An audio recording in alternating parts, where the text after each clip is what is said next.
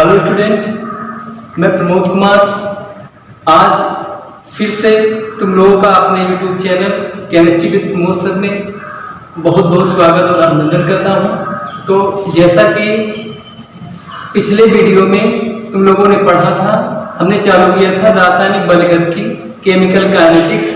तो पहले बताया था केमिकल काइनेटिक्स है क्या, और फिर बताया था वेग के आधार पर अपक्रियाएं कितने प्रकार की हो सकती हैं, कितनी अपक्रियाएं हो सकती हैं। तो आज तुम लोगों को सेकेंड लेक्चर में पढ़ना है अपक्रिया की दर, रेट ऑफ रिएक्शन। तो चलो हम पहले जानते हैं अपक्रिया की दर क्या होती है।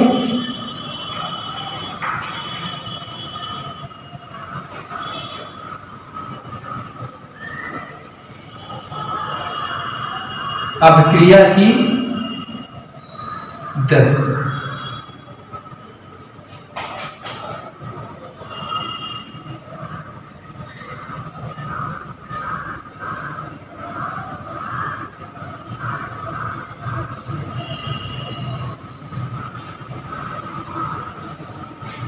और ये चौथा चीज अपक्रिया की दर, इसको हम कहते हैं बेटा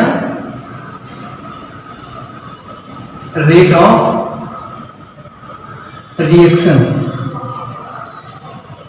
रेट ऑफ रिएक्शन अपक्रिया की दर।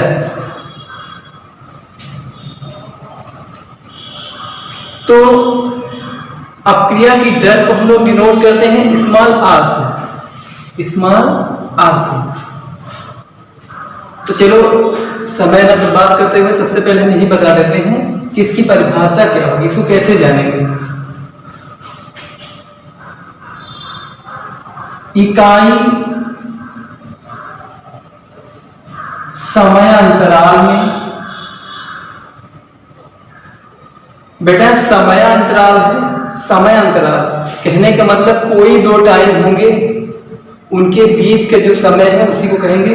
अब समय अंतराल है तो इसको बेटा लिख सकते हो डेल्टा टी, डेल्टा टी लिखा जा सकता है। और ये भी लिख सकते हो, मान लीजिए अगर ये लिखना हो कि समय अंतराल क्या होगा तो डेल्टा टी इक्वल टू लिख सकते हो T2 माइनस T1। कहने का मतलब अगर बाद वाले समय से पहले वाले समय को हम घटा देते हैं तो जितना समय लगा है किसी भी चीज में, किसी की भी काम को करने में या किसी अपक्रिया को करने में जितना भी टाइम लगा है उसको तुम कहोगे समय अंतराल। और समय अंतराल को निकालने के लिए अगर बाद वाले समय से पहले वाले समय को घटा दो तो समय अंतराल निकल आएगा। इकाई समयांतराल में अभिकारक जो क्रिया में भाग लेते हैं, अभिकारक या उत्पाद की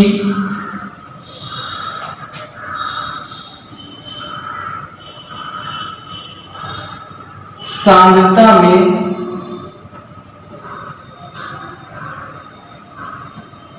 होने वाले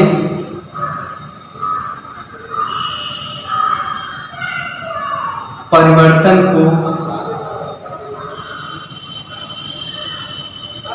इकाई समयांतराल में अभिकारक या उत्पाद, अभिकारक या उत्पाद की सांद्रता में होने वाले परिवर्तन को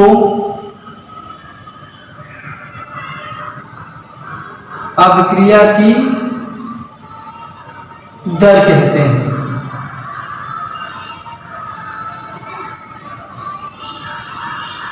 इकाई समयांतराल में अभिकारक या उत्पाद की सांद्रता में होने वाला परिवर्तन ही रेट ऑफ रिएक्शन कहलाता है, जिसको हम लिखते हैं स्मॉल आर से। अगर यहां से बेटा इसके मगर इसकी छोटी सी छोटी डिफरेंस अब हमको डिनोट करना है तो कैसे लिख देंगे, यहां लिख सकते हैं R इक्वल टू R बराबर अभिकारक या उत्पाद की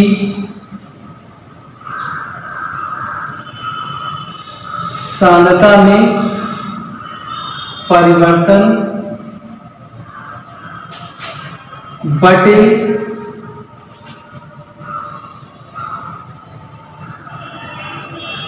समयांतराल।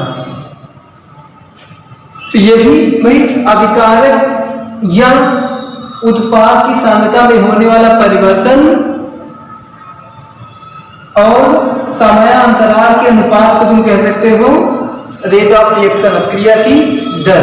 अब देखो लिखने को जिसको बेटा कई तरह से लिखा जा सकता है। अब कैसे लिख सकते हो इस फार्मूले को?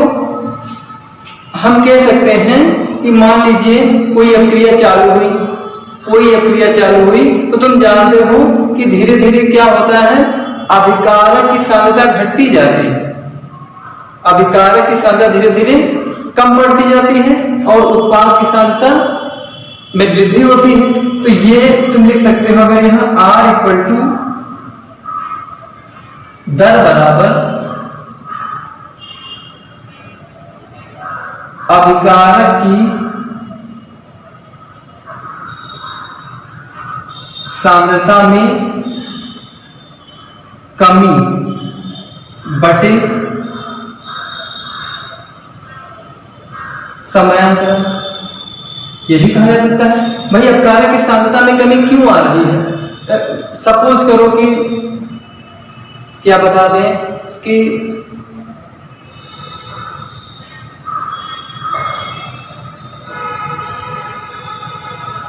आटा था आपके पास, आटा गूंथ के रखा गया, वो रिएजेंट है, उसको मान लो रिएजेंट। धीरे धीरे आटा की रोटी बनाते गए प्रोडक्ट बन रहा, अब उत्पाद बन रहा है। तो आटा अभिकर्मक था या अभिकारक था, तो आटा खत्म हो रहा है और रोटी तैयार होती जा रही है। तो कह सकते हैं अभिकारक की सांद्रता में क्या आ रही है, कमी आ रही है। अभिकारक की सांद्रता में कमी आ रही है तो हम कह सकते हैं अभिकारक की सांद्रता में कमी बटे समयांतराल। एक फार्मूला और लिख सकते हो, जब अभिकारक में दिया कमी होगी तो उत्पाद में क्या होगी, उत्पाद की सांद्रता में वृद्धि। भाई अभी हमने बताया कि अभिकारक धीरे धीरे क्या हो जाएगा, भाई कम पड़ता जाएगा, उसकी सांद्रता में कमी आएगी। अभिकारक की सांद्रता में कमी आएगी तो अभिकारक जब कम होगा तो कोई चीज तो भाई बढ़ेगी, तो अभिकारक कम होगा तो उत्पाद क्या होगा, बढ़ेगा। तो उत्पाद की सांद्रता में वृद्धि बटे समयांतराल।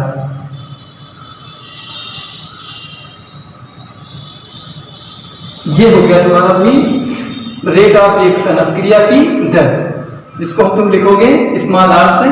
तुम यहाँ कह सकते हैं कि कोई समय है, एक कोई समय अंतराल है जिसमें कोई अपक्रिया हो रही है, तो उस अपक्रिया के होने में जो अभिकारक और उत्पाद की सांद्रताओं में जो परिवर्तन हो रहा है, परिवर्तन में अभिकारक में कमी हो सकती है, उत्पाद में वृद्धि हो सकती है सांद्रताओं में।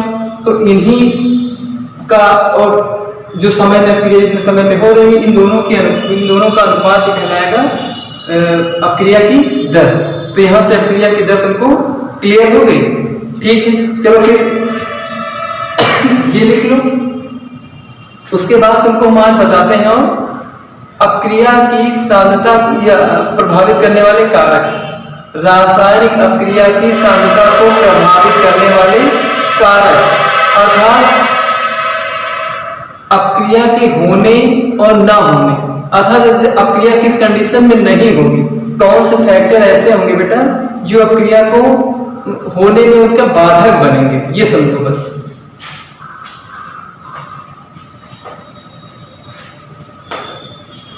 अपक्रिया की दर को प्रभावित करने वाले, अपक्रिया की दर को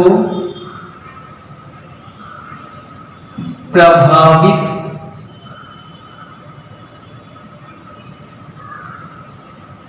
करने वाले कारक या फैक्टर भी।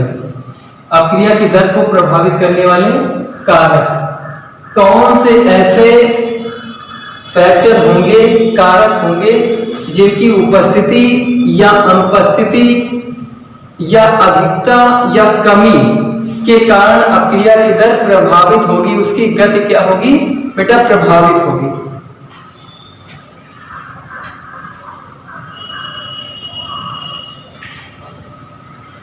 तो तो सबसे पहले हम सांद्रता का प्रभाव।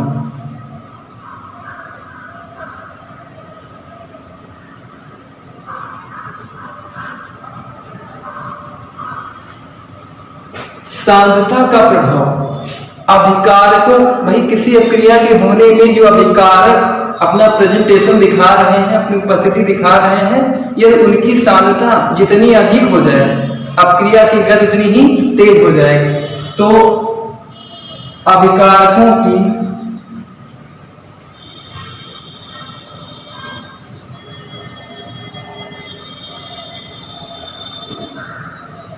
सांद्रता बढ़ने पर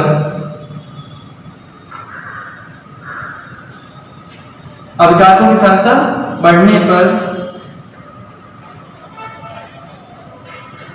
अभिक्रिया की गति या दर, अभिक्रिया की दर बढ़ती है। अगर उसकी हम सांद्रता बढ़ा देंगे बेटा तो अभिक्रिया की दर बढ़ेगी। तो ये हो गया रेट ऑफ रिएक्शन, अर्थात अभिक्रिया की दर को सांद्रता भी प्रभावित कर सकता है। तो कह सकते हो कि सांद्रता बढ़ाओगे अभिकारक की, अभिकारकों की सांद्रता बढ़ाओगे तो अभिक्रिया की दर बढ़ेगी। यदि आप अभिकारकों की सांद्रता क्या हो गई, घट गई, तो अभिक्रिया की दर भी घट जाएगी। तो दूसरा देखते हैं फिर हम ताप का प्रभाव, इफेक्ट ऑफ हीट, ताप का प्रभाव।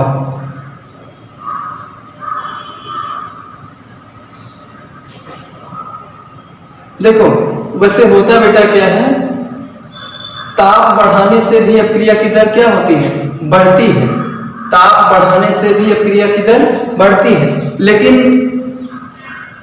कक्षा 9 से हम लोग पढ़ते चले आ रहे हैं अभिक्रियाएं कई प्रकार की, जिसमें से जनरली हम 2 अभिक्रियाएं देखते हैं, जो एक होती है ऊष्माक्षेपी, एक होती है ऊष्माशोषी।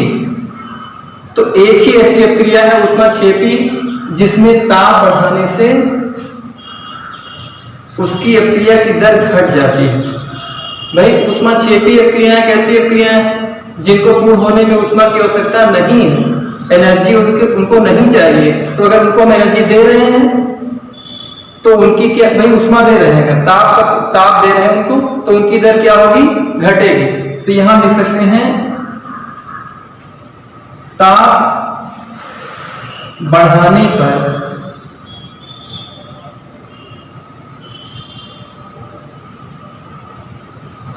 अभिक्रिया की दर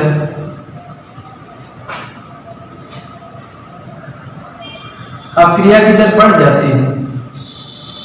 ताप बढ़ाने पर अभिक्रिया की दर बढ़ती है, लेकिन एक पॉइंट ध्यान रखना बेटा।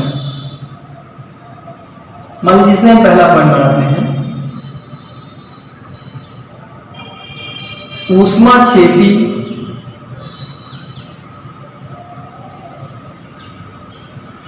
ऊष्माक्षेपी बताएं तो जिनके पूर्ण होने में ऊर्जा न देनी पड़े, अर्थात जिनके पूर्ण होने में ऊर्जा की आवश्यकता नहीं होती है। ऊष्माक्षेपी अभिक्रिया का ताप बढ़ाने पर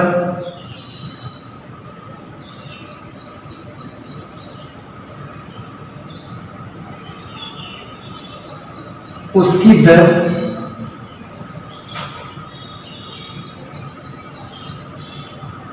दर घटती है। अगर ऊष्माक्षेपीय क्रियाओं का ताप बढ़ा दे बेटा तो उसकी दर क्या होगी, कम पड़ेगी। अब सेकेंड पॉइंट इसमें देखते हैं। अब बात करेंगे ऊष्माशोषी अर्थात जिनके पूर्ण होने में ऊर्जा की आवश्यकता होती है, और इनकी आवश्यकता इनको है तो इनकी दर तो बढ़ेगी। ऊष्माशोषी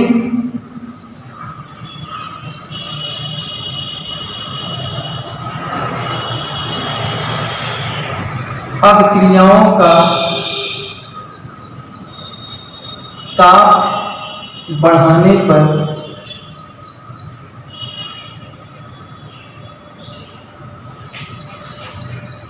उसकी दर बढ़ती है।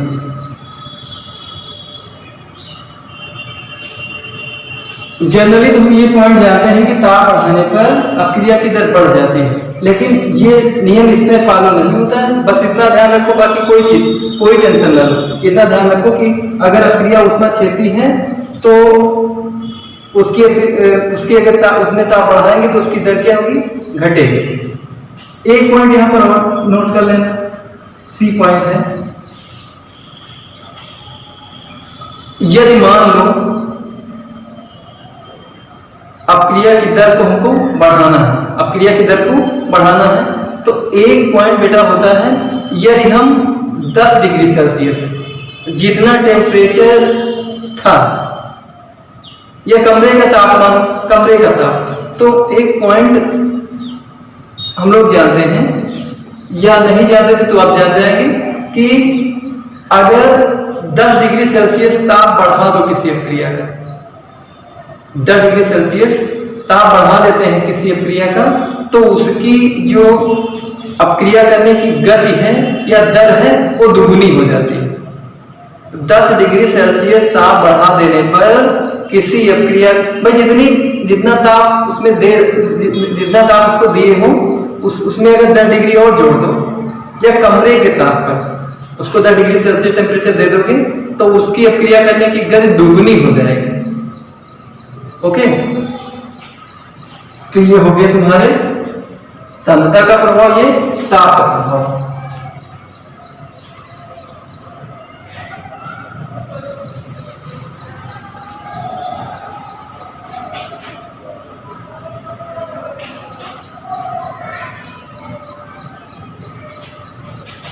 अब बेटे हम तीसरा देखते हैं,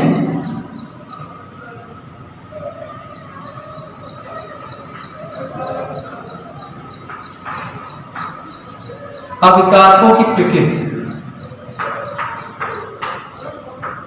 नेचर ऑफ रिएजेंट, इस पे बहुत कुछ डिपेंड करता है भाई। अपक्रिया की दर इस पे भी डिपेंड करती है। अब कैसे करती है वो तुमको बताएंगे। जैसे मान लो कि तुम अपक्रिया कराने जा रहे हो, अपक्रिया कराने जा रहे हो और उनमें तुमने 2 रिएजेंटों को ले रखा है, 2 अभिकारकों को ले रखा है, तो मान लो कि 2 पात्र है तुम्हारे पास। अब कैसे प्रकृति हम इसकी अलग कर पाएंगे, तो ऐसे देखो, जैसे मान लीजिए बेटा 2 पात्र हैं, दोनों पात्रों में तुमने भर रखा है, इसमें भर रखा है H2SO4 कंसंट्रेट है, इसमें भी है H2SO4, दोनों में H2SO4 है। और तुमने क्या किया, तुमने इसमें क्या कर दिया, Fe के टुकड़े को डाल दिया। Fe या Zn कुछ भी, किसी का भी टुकड़ा है, एक टुकड़े को डाल दिया और इसमें छोटे छोटे 2 या 3 टुकड़ों को डाल दिया। सपोज करो ये दोनों Zn के टुकड़े हैं या Fe के टुकड़े हैं, जिसके दिमाग में धाप के टुकड़े हैं। और अपक्रिया होगी कैसे, मान लीजिए Zn है इसमें, वो अपक्रिया करेगा बेटा H2SO4 से। दोनों पात्रों में ऐसी अपक्रिया होगी, बन जाएगा ZnSO4 और रिमूव होगी H2। ठीक है, दोनों में ऐसा होगा। लेकिन हम कह दें कि किसमें हाइड्रोजन गैस निकलने की दर या निकलने की गति अधिक होगी, किस पात्र में, पात्र फर्स्ट में या पात्र सेकेंड में। तो तुम हमेशा ध्यान रखना बेटा कि सेकेंड पात्र में हाइड्रोजन गैस निकलने की दर हमेशा अधिक होगी। तो ये किसके कारण हो रहा है, अभिकारकों की प्रकृति, क्योंकि भाई H2SO4 और Zn दोनों अभिकारक तो दोनों है। लेकिन यहाँ पर बेटा हमने ये देख तुमको ये बताना चाह रहे थे कि यदि अभिकारक कोई ठोस पदार्थ है या ठोस अवस्था में कोई बड़ा टुकड़ा है, उससे हम अपकृत करवा रहे हैं और कई छोटे छोटे टुकड़ों से अपकृत करवा रहे हैं, तो होता क्या है, ये अपक्रिया फास्ट होगी और ये अपक्रिया थोड़ी धीमी होगी। क्यों होगी, तो इसका कारण यही है कि इसमें जो H2SO4 अभिकर्मक है उसको पृष्ठ सतह जल्दी मिल जाएगी। भाई इस टुकड़े में अगर H2SO4 अब क्रिया करेगा तो ये देखो इतनी सतह है, और इसमें अगर करेगा बेटा देखो ये सतह है, ये यहाँ सतह है, ये क्या है बहुत सारी सतह, बहुत सारा पृष्ठ उसको मिल रहा है अब क्रिया करने के लिए। तो कह सकते हैं कि यदि अभिकर्मकों में कोई ठोस पदार्थ था जिसके तुमने कई टुकड़े कर रखे हैं तो अब क्रिया फास्ट होगी, और अगर उसके तुमने बड़े बड़े टुकड़े कर रखे हैं या एक टुकड़ा है तो अब क्रिया क्या होगी धीमी। तो ये क्या डोनेट कर रहा है अभिकारकों की प्रकृति। तो यहां से तुम लोग अभिकारकों की प्रकृति में लिखना कि यदि अभिकारकों में हमने जो ठोस पदार्थ था उसके बड़े टुकड़े ले रखे हैं तो वहां पर क्रिया करने की दर जो है घट जाएगी, और यदि अभिकर्मकों में ठोस अभिकर्मक के हमने छोटे छोटे टुकड़े ले रखे हैं तो क्रिया करने की गति क्या है बढ़ जाएगी। तो ये प्रदर्शित करेगा क्या अभिकर्मकों की प्रकृति पर कि कैसे अभिकर्मक हमने ले रखे हैं। यदि बड़ा अभिकर्मक है तो क्रिया की दर घट जाएगी, यदि अभिकर्मक कई छोटे छोटे टुकड़ों में है तो क्रिया की दर बढ़ जाएगी। ठीक है,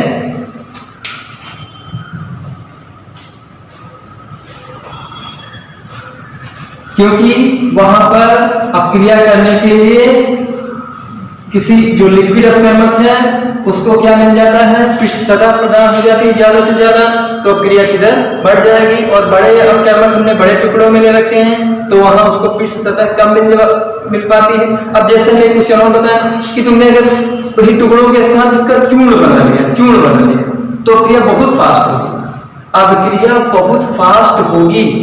अब छोटा सा एग्जांपल, जैसे तुम जानते हो चीनी को पानी में ऐसे मिलाते रहो, जितनी बड़ी चीनी उतनी देर तक मिला रहे, चीनी को क्या कर दिया एकदम उसका पाउडर बना दिया, घोल दिया, तुरंत अपक्रिया हो गई, तुरंत शरबत बन गया।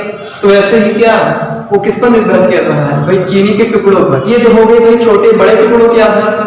और एक चीज और भी होती है प्रकृति में, समांगी और विस्मांगी भी हम देखते हैं। यदि अपकर्मक क्या है समांगी है और यदि विस्मांगी है, तो यदि अभिकर्मक बेटा समांगी है तो अपक्रिया की दर अपने आप बढ़ जाएगी। और यदि तो फर्स्ट वाला टुकड़ों के आधार पर बताया और सेकंड वाला बेटा है यदि ये देखो समांगी और विस्मांगी। यदि अभिकर्मक समांगी है, दोनों लिक्विड थे तो दोनों को अगर हम मिलाएंगे तो जल्दी अपक्रिया हो जाएगी, कोई भी अपक्रिया हो। और अगर एक ठोस था एक द्रव था, ये एक ठोस था एक गैस थी, ये एक ठोस था दूसरा द्रव था, तो अपक्रिया की दर इसमें भी क्या होगी घटेगी। तो ये भी हो गया पदार्थ यदि समांगी हैं तो अपक्रिया की दर बढ़ जाए, अभिकर्मकों की अपक्रिया करने की दर बढ़ेगी। और यदि पदार्थ या फिर कहते अभिकर्मक तुम्हारे विस्मांगी हैं तो इस अवस्था में भी अपक्रिया करने की दर जो है बेटा वो घट जाएगी। ठीक, तो ये हो गया अभिकर्मकों की प्रकृति। अब चौथा पॉइंट देखते हैं।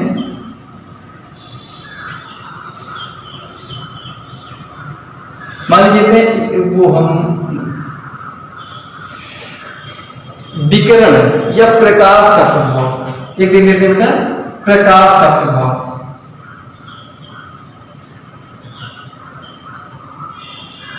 प्रकाश का प्रभाव,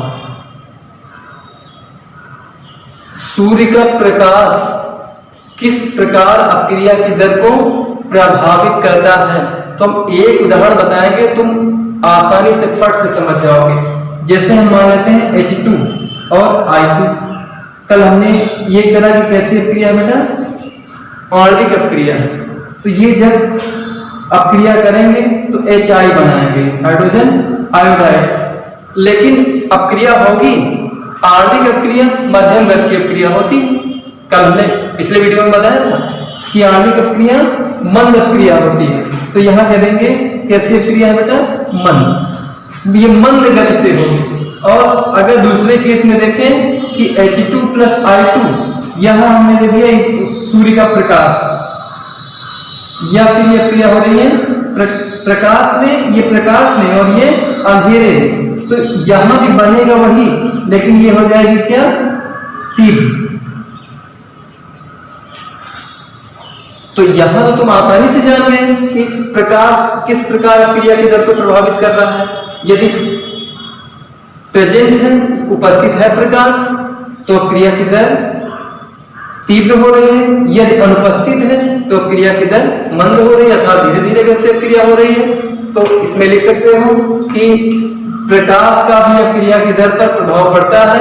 यदि प्रकाश की उपस्थिति में किसी अपक्रिया को कराते हैं तो उसकी अपक्रिया करने की दर बढ़ जाती है, और जिसे उदाहरण है ऐसे, और प्रकाश की उपस्थिति में उसी अपक्रिया की दर घट जाती है। ठीक है, ये हो गया प्रकाश का प्रभाव। सब कुछ देखते जाओ। अभी एक तरह का ये मान लीजिए बेटा एक परिचय ही है इस पाठ का, ठीक है। और ये भी क्वेश्चन कई बार पूछा गया है कि अपक्रिया की दर और अपक्रिया की दर को प्रभावित करने वाले कारक, ठीक। तो हम 5वां पॉइंट लिखते हैं, प्रेरक का प्रभाव।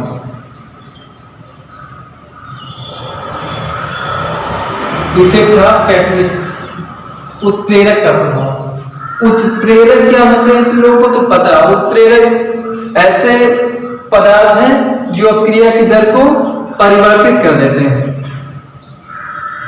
ऐसे पदार्थ जो क्रिया की दर को घटा भी सकते हैं और उन्हें बढ़ा भी सकते हैं और घटा भी सकते हैं। तो उसके हिसाब से अगर हम इनकी परिभाषा कहें तो उत्प्रेरक ऐसे पदार्थ हैं जो क्रिया की दर को परिवर्तित कर देते हैं। जैसे कोई, तो इसमें कह सकते हो कि उत्प्रेरक की उपस्थिति में किसी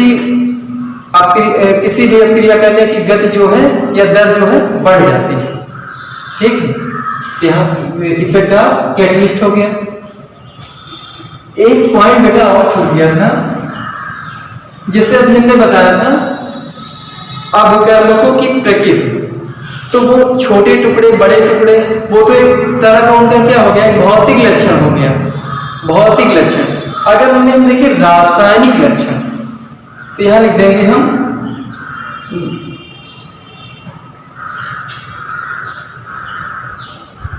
अभिकारकों की रासायनिक प्रकृति। अभिकारकों की रासायनिक प्रकृति, भाई वो तो हम ऐसे ही जान गए कि छोटा बड़ा टुकड़ा, बड़ा होगा तो क्रिया देर में होगी, छोटा होगा तो जल्दी हो जाएगी। लेकिन कुछ ऐसी क्रियाएं हैं जिनकी हम रासायनिक प्रकृति ऐसे नहीं जान पाएंगे, उनकी रासायनिक प्रकृति में भी अंतर होगा तो कैसे होगा। तो यहां हम बेटा बताते हैं, यह एक नया पॉइंट आएगा, इसको ध्यान से देखना। यदि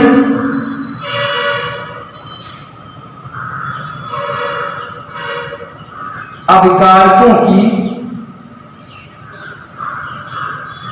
सक्रिय ऊर्जा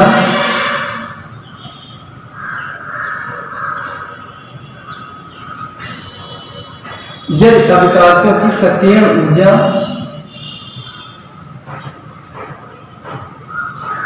जितनी कम होगी,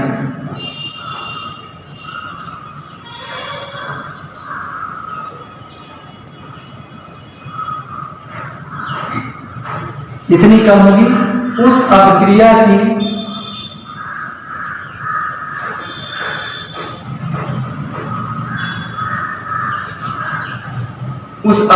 की दर उतनी ही अधिक होगी। यदि अभिकारकों की सक्रिय ऊर्जा जितनी कम होगी उसकी क्रिया करने की दर उतनी ही अधिक होगी। तो यहां पर हम बात करेंगे सक्रिय ऊर्जा क्या होती है, बात करना है सक्रिय ऊर्जा। सक्रिय ऊर्जा तुम लोग जानो बेटा क्या होता है सक्रिय ऊर्जा, जिसको हम कहते हैं एक्टिवेशन एनर्जी। एक बार तो यहाँ ये पॉइंट देख लो, यदि अभिकारकों की सक्रिय ऊर्जा या एक्टिवेशन एनर्जी जितनी कम होगी उस अपक्रिया की जो अपक्रिया दर है उतनी ही बेटा अधिक होगी। तो यहाँ देख लेते हैं हम एक्टिवेशन एनर्जी क्या होती है, सक्रिय ऊर्जा क्या होती है। सक्रिय ऊर्जा, इनको तुम लोग ध्यान से बेटा देखते जाना और लिख भी लेना और सब कुछ समझ में आ जाएगा। सक्रिय ऊर्जा क्या है, सपोज करो बेटा कि एक अपक्रिया है H2 प्लस I2 और यहां बन जाएगा 2HI, ठीक है। इसी तरह अभी जान जाओगे कि सक्रिय ऊर्जा होती क्या है। तो H2 जब बना होगा, H2 कैसे बना होगा भैया, H और H के मध्य में ये बंध रहा होगा, I और I क्योंकि ये अणु है ना, ये अणु है तो यहाँ पर ऐसे साथ संयोजक बंध रहे होंगे, H और H के मध्य, I और I के मध्य। अब बेटा क्या होगा, ये बंध धीरे धीरे क्या हो जाएंगे, टूटना चालू हो जाएंगे। ये बंध धीरे धीरे क्या हो जाएंगे भैया, टूटना चालू हो जाएंगे। अब देखो यहां लिख देते हैं, ये बंध क्या हो रहे हैं, टूटना चालू हो रहे हैं और ये टूटेंगे और इन दोनों के मध्य क्या होगा, बंध बनेगा बेटा। ये हो रहा है बनना या जुड़ना बेटा, ये होगा बंधों का टूटना और ये हो गया बंधों का जुड़ना। मतलब कि इधर से बंध टूट रहे हैं और इन दोनों के मध्य बंध बंद है। अब क्या होगा बेटा, इधर H और H इन दोनों के मध्य बंध का काम खत्म, इन दोनों के मध्य बंध बन गए। लेकिन इसमें देखो ये ऐसे है सब में और यहाँ भी ऐसे। अब तुमको बनाना क्या था भाई, इसको तुम HI और HI मतलब कितने 2HI बन गए, तो 2HI बन गए, हाइड्रोजन आयोडाइड के 2 मोल बन गए। अब देखो ये हो गया रिएजेंट, ध्यान से देखते जाओ बस बन गया। ये हो गया बेटा उत्पाद, एक रिएजेंट एक उत्पाद। तो ये क्या है, एक रिएजेंट एक प्रोडक्ट, तो ये बीच में क्या हो गया। अब तुम कह सकते हो, इनको हम कह सकते हैं या है भी ये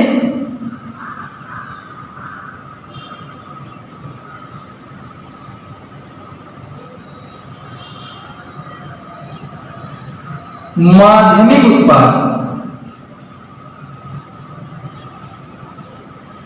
या माध्यमिक यौगिक, माध्यमिक यौगिक, माध्यमिक यौगिक।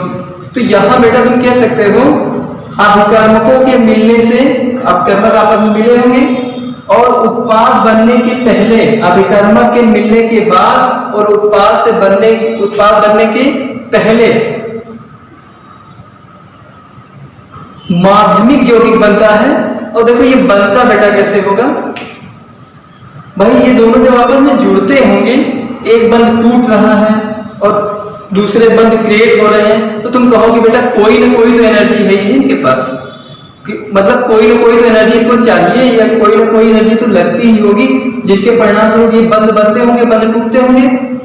तो बस हो गया बात, यही तुम्हें सक्रिय ऊर्जा कहने का मतलब अभिकर्मकों के मिलने से और उत्पाद के बनने से पूर्व एक यौगिक बनता है इंटरमीडिएट पीरियड से, जिनको कहते हैं माध्यमिक यौगिक। तो माध्यमिक यौगिक के बनने में, अभिकर्मकों के मिलने से और माध्यमिक यौगिक का बनना, अभिकर्मक के मिलने से माध्यमिक यौगिक के बनने में जितनी ऊर्जा का व्यय होता है उसी को कहते हैं हम सक्रिय ऊर्जा। अब पॉइंट उधर था कि जिनकी अभिकर्मक की सक्रिय ऊर्जा जितनी कम, अपक्रिया करने की दर उतनी है अधिक। भाई इनमें मान लीजिए जितनी एनर्जी ज्यादा दोगे, भाई एनर्जी ज्यादा देनी पड़ रही है, तो ज्यादा जब एनर्जी दे रहे हो तो कहने का मतलब अपकर्मक के बंध देर में टूट रहे हैं। जब देर में टूट रहे हैं तो अपक्रिया की दर क्या हो जाएगी, धीमी हो जाएगी। और यदि ये जो रिएजेंट है इनमें जो सक्रिय ऊर्जा है उसका मान कम है तो कम ऊर्जा देनी पड़ रही है, अक्रिया फास्ट हो जाएगी। तो यहां से तुम लोग समझ गए हो कि जिन अक्रिया में अभिकर्मकों की सक्रिय ऊर्जा जितनी कम उनकी अक्रिया करने की दर उतनी ही अधिक। तो यहाँ ये पॉइंट तुम लोग समझ गए होंगे कि यदि अपकर्मक में जो बंध हैं उनको तोड़ने के लिए अधिक ऊर्जा दोगे तो उनकी सक्रिय ऊर्जा उतनी अधिक हो जाएगी। भाई इन्हीं में जो पार्टिसिपेट कर रही है ऊर्जा उसी को तुम सक्रिय ऊर्जा कहते हो। कि बंधों के टूटने में या अभिकर्मकों के मिलने से जो माध्यमिक यौगिक बनता है, अभिकर्मकों के मिलने से जो माध्यमिक यौगिक बनता है उनके बनने में जो ऊर्जा व्यय होती है उसी को तुम लोग कहते हो सक्रिय ऊर्जा। अब सक्रिय ऊर्जा जितनी अधिक होगी अपक्रिया की दर उतनी धीमी हो जाएगी, सक्रिय ऊर्जा जितनी कम अपक्रिया की दर उतनी ही फास्ट। तो ये हो गया तुम्हारा सक्रिय ऊर्जा और किस प्रकार सक्रिय ऊर्जा अपक्रिया में भाग लेती है, ये तुम्हारा हो गया। तो इसको चलो हम प्राप्त कर देते हैं। अब सक्रिय ऊर्जा बेटा सक्रिय ऊर्जा हो गया और सक्रिय ऊर्जा को बेटा हमेशा हम लिखते हैं ई ए से। तो मध्यवर्ती यौगिक के बनने में अभिकर्मकों को जितनी ऊर्जा व्यय करनी पड़ती है वो उस अपक्रिया के लिए सक्रिय ऊर्जा कहलाती है। अभिकर्मकों के टूटने में तथा मध्यवर्ती यौगिक बनने में जितनी ऊर्जा व्यय करनी पड़ती है उसी को कहते हैं हम एक्टिवेशन एनर्जी या फिर सक्रिय ऊर्जा। ठीक है, अब तो ये हो गए अपक्रिया की दर को प्रभावित करने वाले कारक। और दाब भी प्रभावित करती है बेटा, दाब का भी प्रभाव अपक्रिया पर पड़ता है। प्रभाव दाब बढ़ाने से भी अपक्रिया की दर बढ़ जाती है, दाब बढ़ाने से भी अपक्रिया की दर बढ़ती है। तो ये तुम्हारे सारे पॉइंट हो गए अपक्रिया की दर और अपक्रिया की दर को प्रभावित करने वाले कारक। बहुत ही अच्छा चैप्टर है और बहुत ही अच्छा समझ में आया है। अब हम लोग पढ़ाते हैं बेटा अपक्रिया की आणविकता या अणुसंख्यता। ठीक है,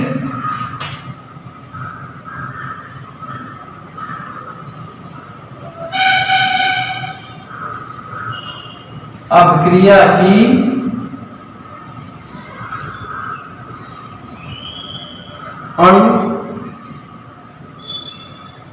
अणुसंख्यता या इसी को कहते हैं हम आणविकता। आणविकता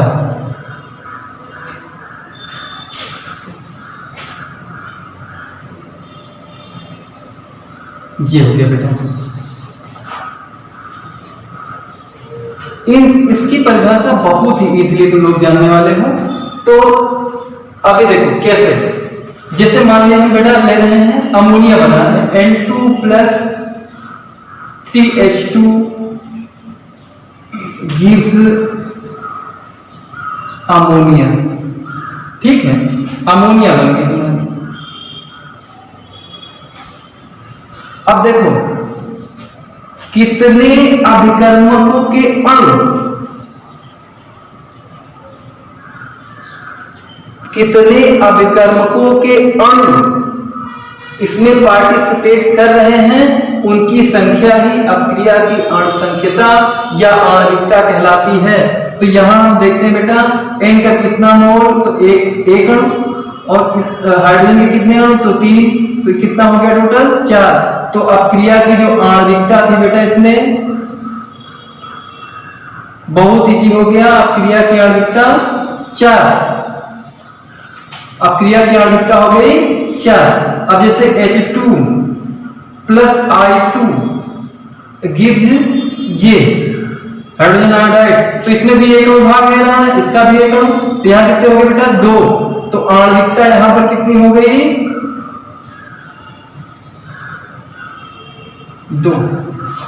आणविकता को पहचानना बहुत आसान है कि अब इसकी परिभाषा में लिख सकते हो किसी अपक्रिया में भाग लेने वाले अभिकारक अणुओं की संख्या को उस अपक्रिया की हम आणविकता कहते हैं। चलो फिर लिख लो, क्योंकि बेटा हमेशा अपक्रिया की आणविकता और अपक्रिया की कोटि में अंतर पूछा जाता है, तो यहां पर यह जानना बहुत जरूरी है। तो किसी भी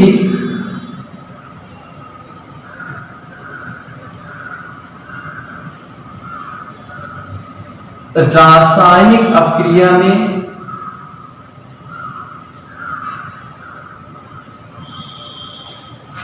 किसी भी रासायनिक अभिक्रिया में भाग लेने वाले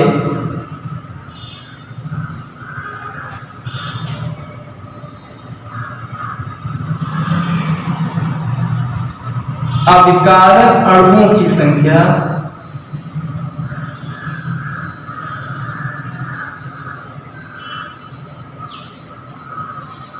अभिकारक अणुओं की संख्या आणविकता कहलाती है। अपक्रिया की आणविकता कहलाती है।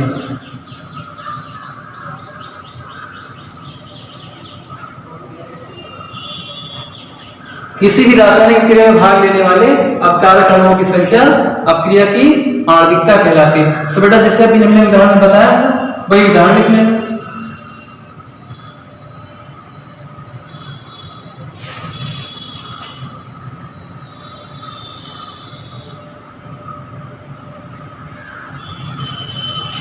इसका एक अणु, इसके 3 अणु, ये हो गए 4, तो आणविकता 4। अभी जैसे एक दूसरा उदाहरण,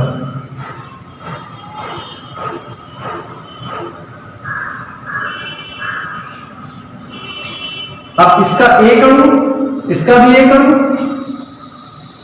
ये मिलके बना रहे हैं एसिटिक अम्ल और बेटा बना रहे हैं एथिल अल्कोहल। तो एक अणु इसका, एक अणु इसका, 2, तो इसकी आणविकता 2। यहां से सीधे सीधे लिख देना कि आणविकता 2, आणविकता 4। तो ये हो गई तुम्हारी अपक्रिया की अणुसंख्यता या अपक्रिया में अभिकारकों की अणुसंख्यता या फिर उसकी आणविकता। तो तुमने क्या सीखा कि अपक्रिया में जितने अभिकर्मक के अणु या अभिकारक के अणु पार्टिसिपेट कर रहे हैं वही उसकी आणविकता कहलाती है। ठीक है, इसको लिख लेना, मिटा देना। में इसे तुम लोग बेटा आणविकता जान गए, तो आज तुमको इसी वीडियो में पढ़ा देते हैं अपक्रिया की कोटि, ऑर्डर ऑफ रिएक्शन।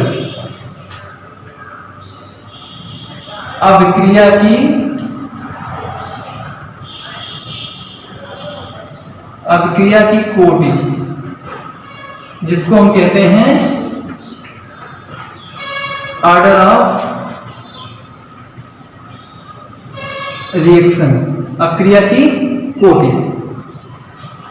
तो देखो अपक्रिया की कोटि को जानने से पूर्व अगर हम इसको कैसे सही से जान पाएंगे, इसके लिए तुमको हम जो कक्षा 11 में पढ़ा होगा क्या कहते हैं द्रव अनुपाती क्रिया का नियम, अगर उसको बेटा थोड़ा सा सीख लो बस तुरंत इसकी परिभाषा आ जाएगी। तो वहां हमने सीखा था कि जैसे मान लीजिए कोई अपक्रिया है, अपक्रिया है ये A plus B plus C, इसके अणुओं की संख्या A, इसके B है और इसके C है।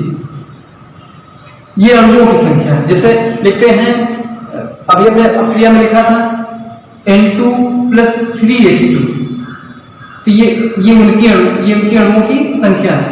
तो यहां पर बन गया मान लीजिए कोई प्रोडक्ट बन गया, कोई बेटा प्रोडक्ट बन गया।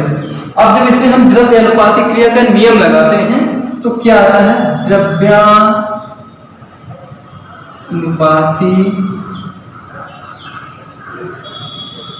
क्रिया का नियम। अभी दोनों सीख जाओगे बेटा, क्योंकि इसकी भी आवश्यकता हमेशा रहती है द्रव्यानुपाती क्रिया के नियम की। तो हम दर लिखते हैं डायरेक्टली प्रोपोर्शनल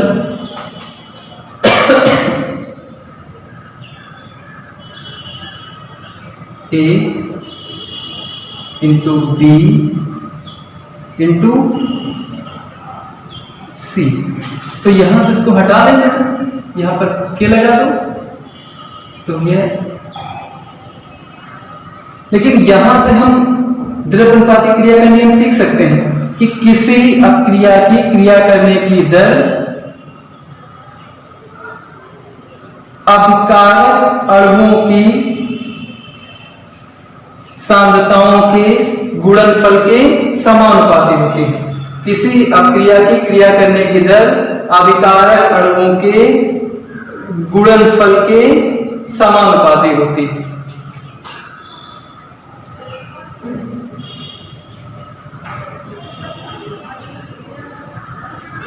किसी पदार्थ या किसी अपक्रिया की क्रिया करने की दर अभिकारक अणुओं के गुणनफल के क्या होती है, समानुपाती होती है। तो देखो यहां अपक्रिया की कोटि कैसे हम निकाल देंगे, बहुत आसान सी परिभाषा है। अब देखो किसी अपक्रिया में भाग लेने वाले अभिकारक अणुओं की घातों का योग ही अपक्रिया की कोट कहलाता है। यहां देखो लिख देते हैं हम,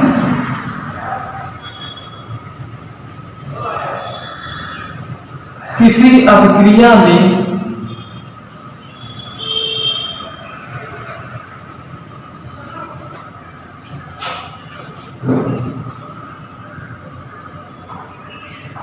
भाग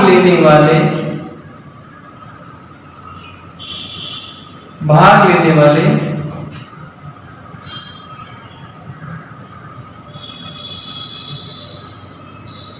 अभिकारकों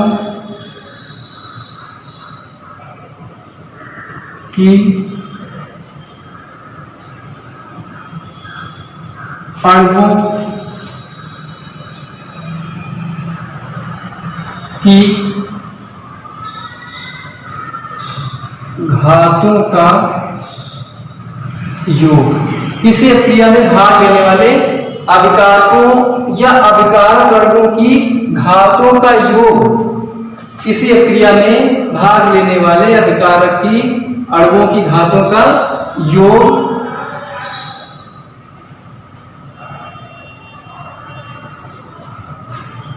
अपक्रिया की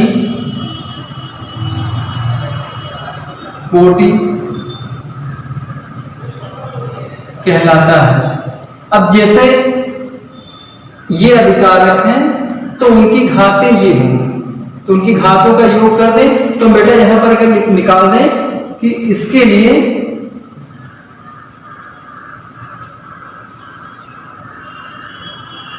अभिक्रिया की कोटि बराबर ऑर्डर ऑफ रिएक्शन कोटि बराबर A plus B plus C।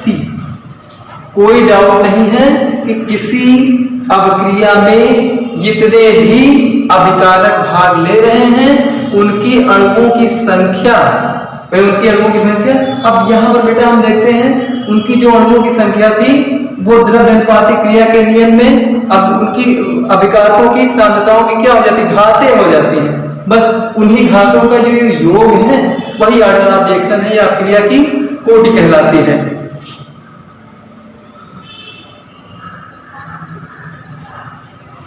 हमेशा ये अभिकारक की सांद्रताओं पे घातों के रूप में लगाते हैं, अभिकारक की सांद्रताओं पे घातों के रूप में लगाते हैं, और जो अभिकारक की सांद्रताओं में घातों के रूप में लगाते हैं वही ऑर्डर ऑफ रिएक्शन होती है या अपक्रिया की कोटि होती है।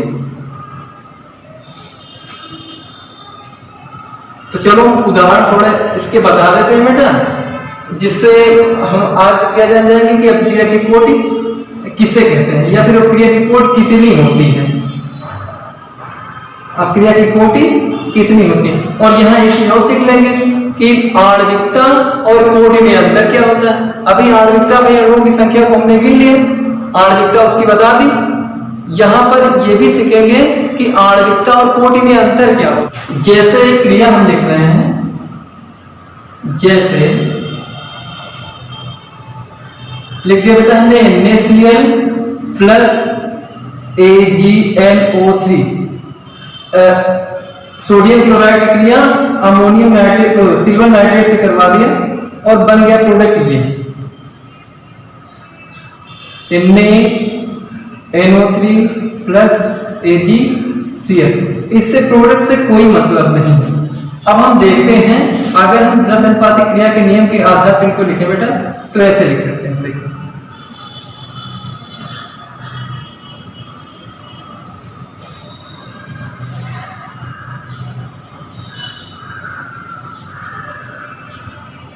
जहां पर इनकी कोई भी संख्या नहीं है वहां बेटा मान लेंगे एक है, क्योंकि एक इलेक्ट्रॉन इनके हैं तो इनके लिए एक और इनके लिए तो कितनी ऑर्डर ऑफ रिएक्शन इसका कितना हो गया बेटा, इसकी कोट कितनी हो गई, 2 हो गई कोट। भाई जहां उनके अणुओं की संख्या नहीं होती है उनकी हम घात 1 मान लेते हैं। तो अगर इनकी घात 1 और इनकी घात 1 अर्थात इसकी अगर घात 1 है इसकी घात 1 है, दोनों को जोड़ देंगे तो क्या है 2 आ जाए, 2 है इनकी मान लीजिए तो ये हो गई क्रिया की कोटि 2। ठीक है बच्चों, आज बस इस वीडियो को मैं समाप्त करता हूं। कल फिर एक नए टॉपिक के साथ जिसमें तुमको पढ़ना है जो इस चैप्टर का मोस्ट इंपॉर्टेंट पार्ट है या टॉपिक है, ऑर्डर ऑफ रिएक्शन। अभी थोड़े उदाहरण और बता देंगे क्योंकि कुछ उदाहरण तुमको ऐसे मिलेंगे जो जिनकी तुम आणविकता तो पहचान लोगे कि इनकी आणविकता इतनी है, लेकिन उनकी कोट नहीं तुम पहचान पाओगे। तो कुछ ऐसे उदाहरण के साथ हम कल फिर उपस्थित होंगे। तब तक के लिए तुम लोग ये वीडियो देखो ध्यान से और कमेंट के रूप में बताओ सर हमको ये नहीं समझ में आया है। ठीक है।